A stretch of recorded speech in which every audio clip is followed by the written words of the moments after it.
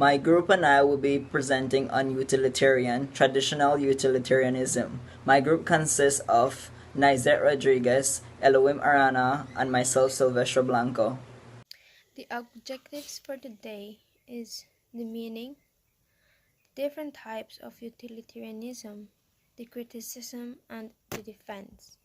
Introduction to the traditional utilitarianism is a traditional stemming from the late 18th to 19th century by an English philosopher and an economist, Jeremy Bentham and John Mill.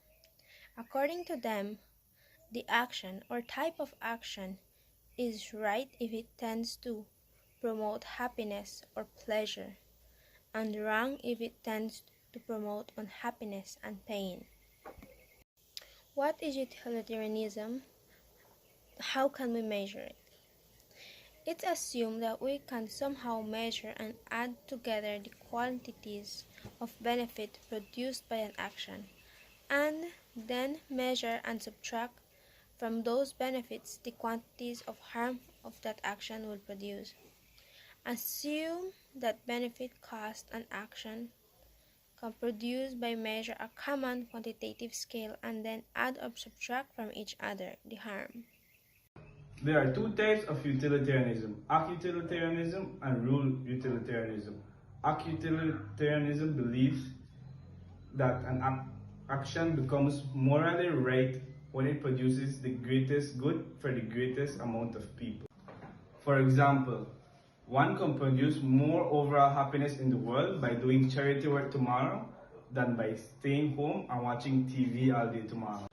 Rule utilitarianism is the belief that the moral correctness of an action depends on the correctness of the rule that allows it to achieve the greatest good.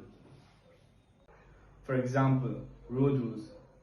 While it is true that sometimes a person can drive safely without following the speed limit, it is preferable that everyone follows a standard set of road rules, regardless of individual scenarios. Criticism. Critics say not all values can be measured. Utilitarians respond that monetary or other common sense measures can measure everything. Critics say that utilitarians fail with right and justice.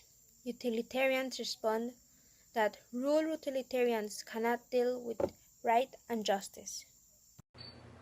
Defense. Utilitarian ideals are merely unresponsive to hypothetical scenarios but not necessarily with regards to authentic real-world events. Utilitarianism processes rules or guidelines for acts and does not mandate acts themselves, though it contradicts with common sense at times. Utilitarianism need not conform to common sense, which themselves is an inherently questionable concept.